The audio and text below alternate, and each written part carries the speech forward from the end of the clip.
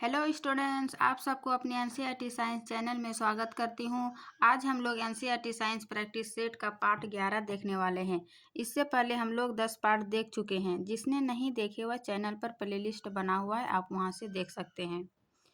यह practice set किसी भी टीचिंग एग्ज़ाम की तैयारी कर रहे हैं छात्र छात्राओं के लिए काफ़ी महत्वपूर्ण है और यह सीरीज क्लास 6 से क्लास 12 तक एनसीईआरटी साइंस का एमसीक्यू प्रैक्टिस कराया जाता है। चलिए शुरू करते हैं आज की क्लास।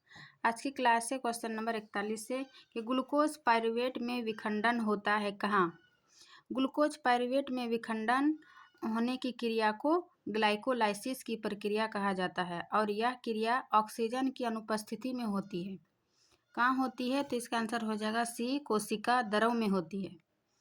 ऑक्सीजन की अनुपस्थिति में ग्लूकोज का 6 कार्बन वाले ग्लूकोज का 3 कार्बन अणु वाले में तोड़ना, पाइरूवेट में विखंडन होना, ये ग्लाइकोलाइसिस कहा जाता है और ये कोशिका द्रव में होता है।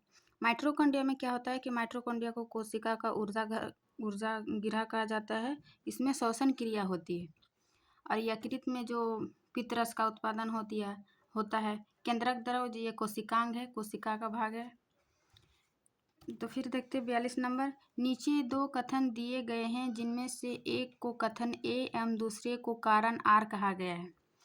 कथन ए, जलीय जीवों की श्वास दर स्थलीय जीवों की अपेक्षा द्रुत होती है।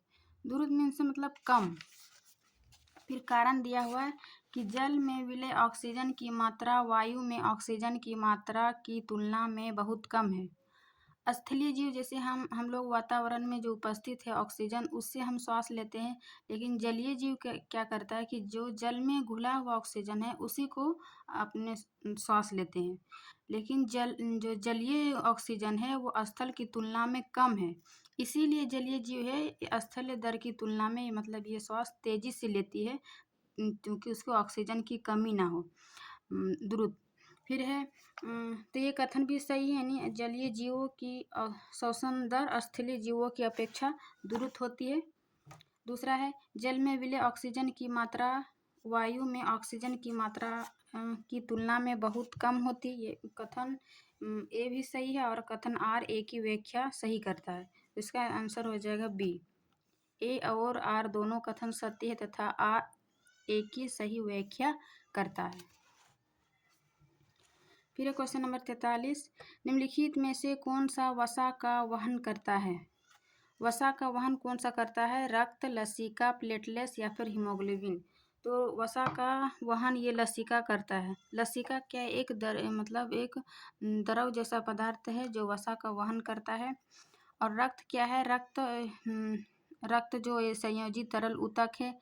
प्लेटलेट्स ये रक्त का ही भाग है। हीमोग्लोबिन जो हमारे हीमोग्लोबिन के कारण रक्त लाल होता है।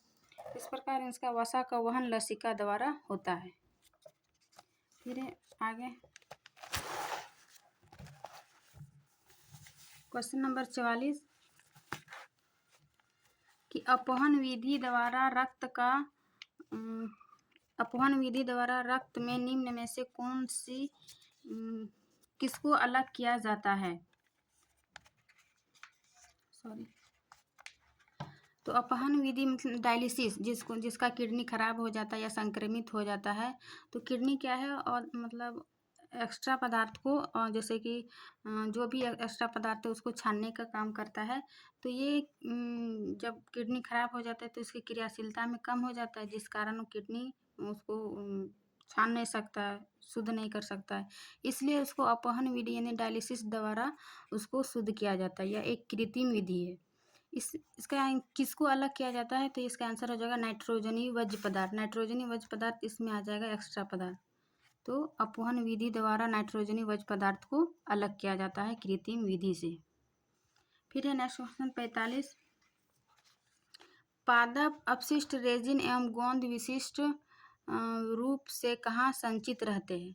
तो पादप का यह अपशिष्ट है रेजिन एवं गोंद, ये कहाँ संचित होते हैं? तो इसका आंसर हो जाएगा पुराने जाइलम में इसका संचित होता है, मीन्स स्टोर रहता है। फिर नेक्स्ट है कि निम्नलिखित में से कौन सी क्रियाएं मेडुला द्वारा नियंत्रित की जाती है। मेडुला क्या है? मेडुला एक मस्तिष्क का भाग है।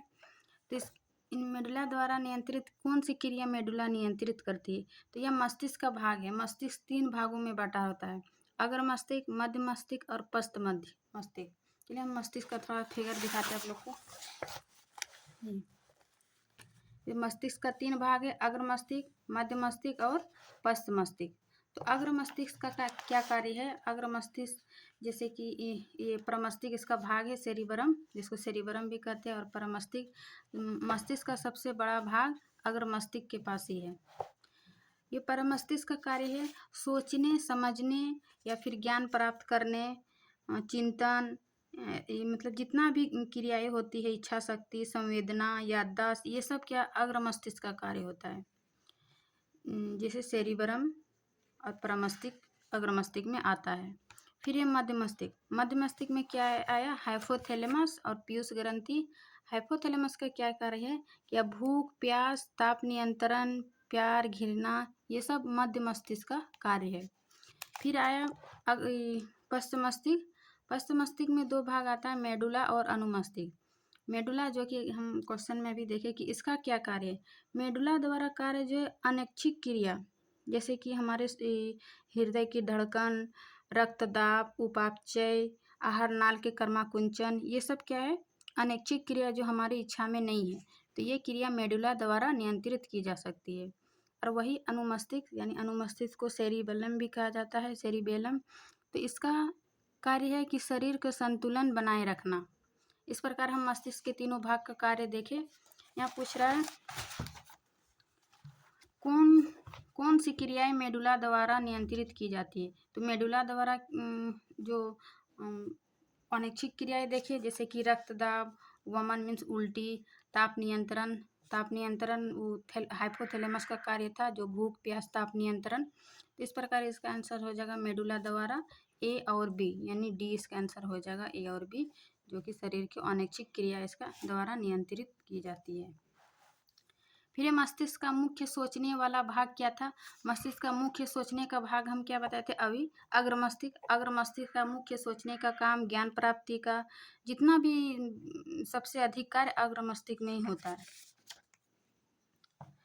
फिर है ये थैलेमस। थैलेमस ठंडा तथा गर्म को पहचानने का कार्य करता है, ये भी अग्र मस्तिष्क का भाग है।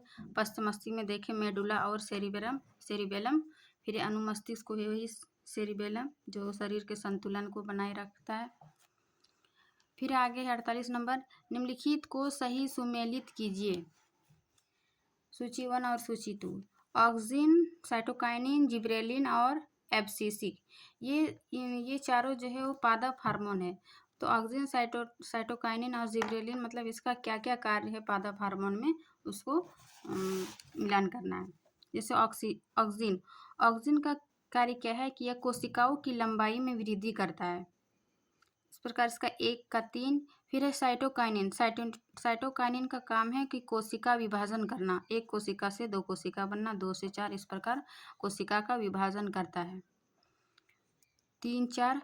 फिर है जिब्रेलिन का कार्य क्या है कि ये तने की वृद्धि में सहायक होता है। ऑक्सिन का कोशिका की लंबाई में, लेकिन जिब्रेलिन तने की वृद्धि में सहायक है। 3, 4, 1। फिर है लास्ट एब्सिसिक अम्ल। एब्सिसिक अम्ल का क्या कार्य है? ये पत्तियों, इसके द्वारा पत्तियों का मुरझा जाना। तो 3, 4, 1, 2, इसका आंसर हो जाएगा सी, 3, 4, 1, 2, 48 का। फिर निम्नलिखित में सही सुमेलित कीजिए। क्या है? हार्मोन और अंतःस्रावी ग्रंथि। ये हार्मोन क्या है? वृद्धि हार्मोन, इंसुलिन, एड्रिनलिन और एस्ट्रोजन। वृद्धि हार्मोन जो है अंतःस्रावी कहाँ से होती है? तो पीयूष ग्रंथि को मास्टर ग्रंथि भी कहते हैं, क्योंकि ये सभी ग्रंथियों मतलब हार्मोन को नियंत्रित करती है, और ये सब बहुत छोटी आकार की होती है, और ये मास्टर ग्रंथि कहते हैं। तो वृद्धि हार्मोन पीयूष ग्रंथि हो जाएगा। फिर है इंसुलिन हार्मोन। इंसुलिन हार्मोन कहाँ से निकलती है? अग्नाशय, बीटा सेल से, अग्नाशय से बीटा सेल, जो कि हमारे ब्लड में शुगर लेवल को कंट्रोल करता है।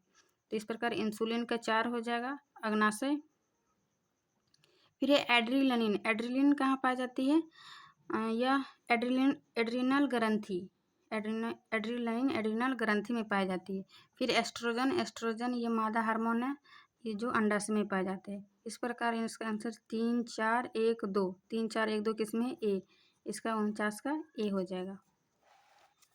फिर ये दो तंत्रिका कोशिका के मध्य खाली स्थान को कहते हैं।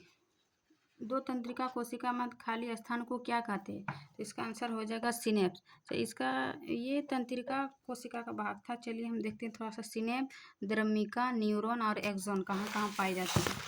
तो देखिए ये है एक तंत्रिका कोशिका का चित्र। जैसे देखिए ये केंद्रक है, द्रुमिका, कोशिकाएं, तंत्रिकाक्ष यानी एक्सॉन और तंत्रिका का सिरा।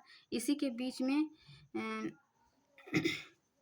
ये सबसे पहले क्या करता है, ये द्रुमिका जो है विद्युत आवेग को रासायनिक द्वारा विमोचन होता है और फिर इसको विद्युत आवेश को एक्सॉन में चला जाता है। फिर एक्सॉन से धीरे धीरे अंतिम तंत्रिका का अंतिम सिरा तक पहुंचता है और यहीं पर मतलब खाली स्थान रहता है जिसको सिनेप्स कहते हैं और इसके द्वारा फिर दूसरी तंत्रिकाक्ष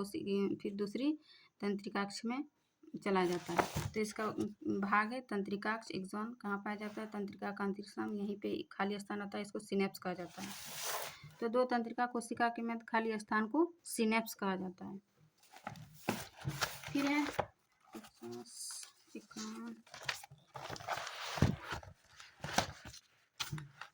निम्नलिखित कथनों पर विचार करें। क्या है, अमीबा में कोशिका विभाजन एक निर्धारित तल पर होता है। दूसरा क्या है, लेशमेनिया या फिर लेशमेनिया में विखंडन किसी भी तल पर हो सकता है। एक कोशिकीय जीव में कोशिका विभाजन द्वारा नए जीवों की उत्पत्ति होती है। तो अमीबा में कोशिका विभाजन एक निर्धारित तल पर होता है, ये सही नहीं, क्योंकि अमीबा का आकार जो अनियमित होता है, ये अपने खाद्यधानी में किसी भी जहाँ पर ये भोजन मिलता है वहीं पे खाद्यधानी ले लेता है और वहीं से पाचक रस स्रावित करके पाचन क्रिया शुरू कर देता है। तो इस प्रकार कोई एक निर्धारित तल नहीं होता इसका अमीबा का। यह सत्य कथन पूछ रहा है तो ये भी गलत हो जाएगा। फिर लेशमेनिया में द्विखंडन किसी भी तल पर हो सकता है, नहीं, लेशमेनिया में एक खास सिरा होता है, मतलब कोशिका में एक सिरे कोड़े के समान सूक्ष्म संरचना होती है। ऐसे मतलब लेशमेनिया में द्विखंडन विधि द्वारा एक निश्चित निर्धारित तल में होता है लेशमेनिया में, और अमीबा में किसी भी भाग में हो जाता है। तो इस प्रकार इसका दोनों कथन गलत है। फिर एक कोशिकीय जीवों में कोशिका विभाजन द्वारा नए जीवों की उत्पत्ति होती है, ये सही है, क्योंकि एक कोशिकीय जीवों में कोशिका विभाजन द्वारा मतलब विखंडन द्वारा या विखंडन द्वारा नए जीवों का उत्पत्ति होता है। इस प्रकार इसका सत्य कथन हो जाएगा केवल 3, जबकि 1 और 2 दोनों एक दूसरे के विपरीत दिया हुआ है कि निर्धारित तल से होता है और किसी भी तल से होता है अमीबा में, और लेशमेनिया में एक निर्धारित तल से होता है विभाजन। फिर 52 है, पुनरुद्भवन यानी पुनर्जनन के संदर्भ में असत्य कथन का चयन करें। ये पुनर्जन ये भी अलैंगिक मतलब विभाजन का ही विधि है। इसमें क्या बोल रहा है कि इसमें कोई जीव अपने कायिक भाग से नए जीव का निर्माण करता है। हाँ, इसमें क्या होता है कि इसका प्राणी का शरीर कई टुकड़ों में काट दिया जाए तो प्रत्येक टुकड़ा जो है विकसित होकर नया जीव यानी पूर्ण जीव का निर्माण कर देता है।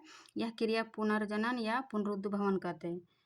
शरीर के जितना टुकड़ा में बांट जाए उतना टुकड़ा में ये विकसित हो जाता है पुनर्जीव में। तो इस प्रकार की जनन को पुनर्जनन या पुनरुद्भवन कहते हैं। तो इसका कायिक भाग से ही नए जीव का निर्माण हुआ, तो ये सही है। फिर ये विशिष्ट कोशिकाओं द्वारा संपादित होता है, ये भी सही है। फिर हाइड्रा और लेशमेनिया में इस प्रकार का जनन होता है। हाइड्रा और लेशमेनिया में तो हम अभी देखें कि विखंडन द्वारा होता है। तो इसका आंसर हाइड्रा और इसका हो जाएगा प्लेनेरिया। सबसे अधिक पुनरुद्भवन प्लेनेरिया में होता है। तो हाइड्रा और प्लेनेरिया में इस प्रकार का जनन होता है। तो लेशमेनिया यहाँ गलत दिया, यानी यह कथन सी नंबर गलत है। फिर है पुनर्जनन जनन के समान नहीं है, बिल्कुल सही। इसको पुनरुद्भवन को जनन के समान नहीं माना है, क्योंकि इसके जीव जो है किसी भी भाग को काटकर सामान्यतः नए जीव उत्पन्न नहीं होता है, बल्कि उसी भाग को काटकर ये वही मतलब जीव पुनर्जन जीव हो जाता है। इस प्रकार इसको जनन के समान नहीं माना है। तो इसका आंसर हो जाएगा असत्य कथन यानी सी हो जाएगा 52 का। फिर निम्नलिखित को सही सुमेलित कीजिए। जीव दिया है, उसका जनन विधि दिया हुआ है, जैसे स्पायरोगायरा, हाइड्रा, प्लेनेरिया, अमीबा। तो स्पायरोगायरा में क्या होता है, स्पायरोगायरा में खंडन विधि द्वारा, मतलब इसका शरीर एक तोड़ कई खंडों में 1 से 2, 2 से 3 ऐसे खंडन विधि द्वारा स्पायरोगायरा में होता है। हाइड्रा में अभी देखिए कि हाइड्रा में मुकुलन द्वारा होता है। फिर ये प्लेनेरिया में देखिए पुनरुद्भवन, मतलब सबसे अधिक पौ से प्लेनेरिया और पौ से पुनरुद्भवन याद रखिएगा। और अमीबा में हम देखें विखंडन द्वारा। इस प्रकार इसका आंसर हो जाएगा 3, 4, 1 और 2, यानी 53 का सी नंबर, सी आंसर हो जाएगा। फिर हम आगे चलते हैं। 54, निम्नलिखित में से सत्य कथन का चयन कीजिए। क्या है, एकलिंगी पुष्प में पुंकेसर अथवा स्त्रीकेसर में से कोई एक जन्नांग उपस्थित होता है। या फिर उभयलिंगी पुष्प में पुंकेसर एवं स्त्रीकेसर दोनों उपस्थित होता है। पपीता एवं सरसों एकलिंगी पुष्प के उदाहरण है। सत्य कथन का चयन करें। इसका एकलिंगी पुष्प में क्या होता है, पुंकेसर अथवा स्त्रीकेसर में से कोई एक भाग मतलब उपस्थित रहता है, तो ये सही है, पुंकेसर वाला, एकलिंगी वाला। और उभयलिंगी में होता है पुंकेसर एवं स्त्रीकेसर दोनों उपस्थित होता है। और एकलिंगी पुष्प का उदाहरण हो जाएगा पपीता, तरबूज। और उभयलिंगी का उदाहरण हो जाएगा गुड़हल या फिर सरसों। यहाँ पपीता एवं सरसों दोनों क्या है, एकलिंगी पुष्प के उदाहरण है, ये गलत है। सरसों हो जाएगा उभयलिंगी। पपीता और तरबूज याद रखिएगा, एकलिंगी का उदाहरण है। और सरसों द्विलिंगी, उभयलिंगी गुड़हल या सरसों। इस प्रकार इसका आंसर हो जाएगा, मतलब सत्य कथन 1 और 2, जबकि उदाहरण तो गलत दिया हुआ था। 1 और 2 सत्य कथन हो जाएगा। फिर ये भ्रूण को माँ के रुधिर से पोषण मिलता है, इसके लिए एक विशेष संरचना होती है जिसे कहते हैं। भ्रूण को माँ के रुधिर से जो पोषण मिलता है, इसके लिए एक विशेष संरचना होती है जिसको प्लेसेंटा कहते हैं। प्लेसेंटा द्वारा भ्रूण को माँ से पोषण प्राप्त होता है। विलाई मतलब प्रवर्धक, यह क्या है, यह छोटी आंत का भाग था, जो छोटी आंत में मतलब पर्जन था, जो कि फिंगर लाइक स्ट्रक्चर जो अवशोषण के क्षेत्र को बढ़ाता है, विलाई। अब फिम्बरी क्या है, फिम्बरी या फीमेल रिप्रोडक्टिव पार्ट का भाग है, और फिर बैक्टीरिया में भी पाया जाता है रिप्रोडक्टिव पार्ट का। गर्भाशय गुहा, यह भी फीमेल रिप्रोडक्टिव का पार्ट है। इस प्रकार इसका प्लेसेंटा आंसर हो जाएगा। फिर निम्न में से किन रोगों का लैंगिक संचरण हो सकता है। लैंगिक संचरण, जैसे एक व्यक्ति से दूसरे व्यक्ति में जो रोगों का संचरण होता है, इसका मुख्य कारण है शारीरिक संबंध बनाना, मतलब मल्टीपल शारीरिक संबंध से इन रोगों का अधिक संभावना रहती है। जैसे कि एड्स और मस्सा, गोनोरिया, सिफिलिस, ये चारों जो है वो लैंगिक संचरण रोग है। लेकिन एड्स और मस्सा जो है ये वायरस से होता है, और गोनोरिया और सिफिलिस बैक्टीरिया से होता है। तो इस प्रकार इसका चारों आंसर हो जाएगा कि चारों लैंगिक संचरण रोग है। फिर हम देखते हैं आगे।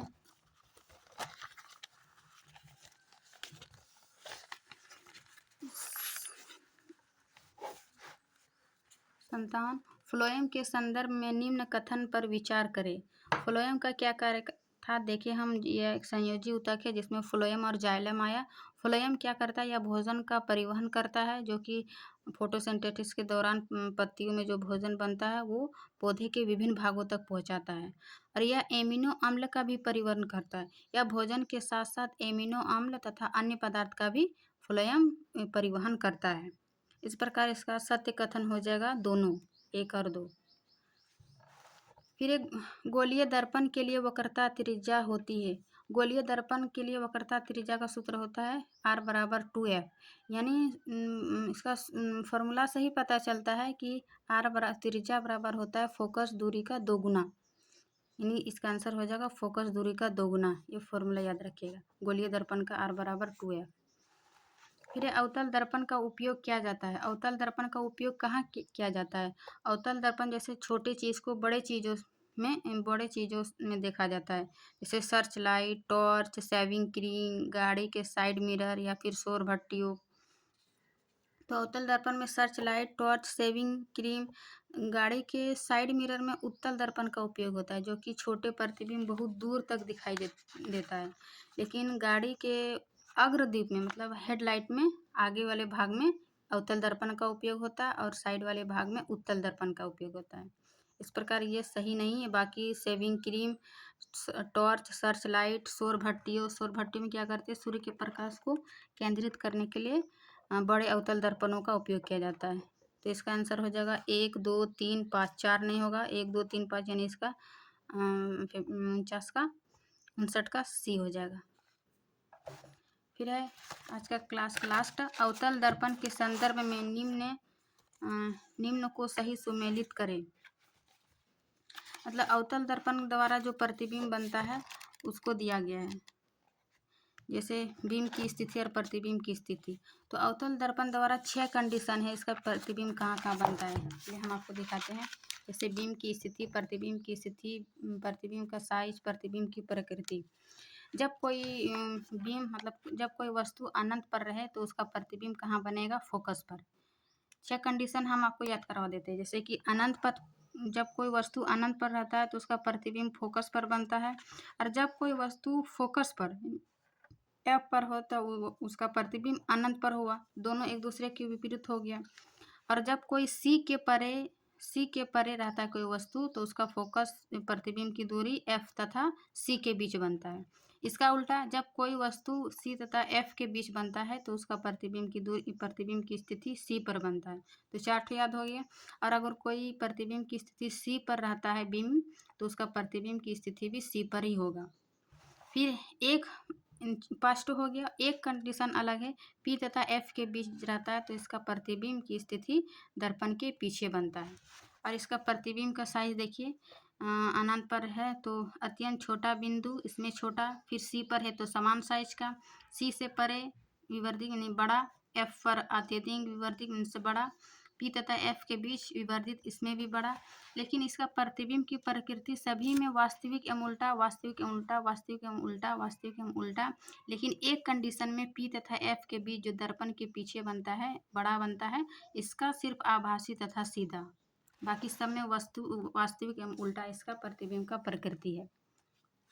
तो यहाँ पूछा कि अवतल दर्पण के निम्न में से सही सुमेलित कीजिए। मीन्स बीम की स्थिति पी एवं एफ के बीच, यही कंडीशन एक अलग था, पी और एफ के बीच यदि बीम की स्थिति रहे तो प्रतिबिंब की स्थिति दर्पण के पीछे बनेगा। फिर सी पर है तो सी पर ही बनेगा, यानी 4, 3। फिर है सी तथा एफ के बीच, सी तथा एफ के बीच था तो सी के परे बना। फिर एफ पर है तो अनंत पर। इस प्रकार इसका आंसर हो जाएगा 4, 3, 2, 1, 4, 3, 2, 1, 60 का सी नंबर। तो ये था उत्तल दर्पण बनने का प्रकृति। लेकिन हम अवतल दर्पण का भी देख लेते हैं, यहीं पर याद रह जाएगा एक ही साथ। उत्तल दर्पण, अवतल देखिए, लेकिन उत्तल का 2 ही कंडीशन है। बीम की स्थिति यदि अनंत पर है तो फोकस दूरी उसका फोकस एफ दर्पण के पीछे बनेगा, और अत्यधिक छोटा बिंदु के साइज का, इसका आभासी तथा सीधा, दोनों कंडीशन में इसका आभासी तथा सीधा होगा। और अनंत तथा दर्पण के ध्रुव पी के बीच है तो पी तथा एफ के बीच दर्पण के पीछे बनेगा और छोटा बनेगा, आभासी तथा सीधा। इसका उत्तल दर्पण का 2 कंडीशन है, देख लीजिए। और अवतल दर्पण का हम 6 कंडीशन में देखें, तो 6 आराम से याद हो जाएगा, उसका विपरीत कर देना है दोनों एक दूसरे। तो ये थी आज की क्लास। वीडियो अच्छी लगी तो लाइक एंड सब्सक्राइब ज़रूर करें। मिलते हैं नेक्स्ट क्लास में, तब तक के लिए थैंक यू।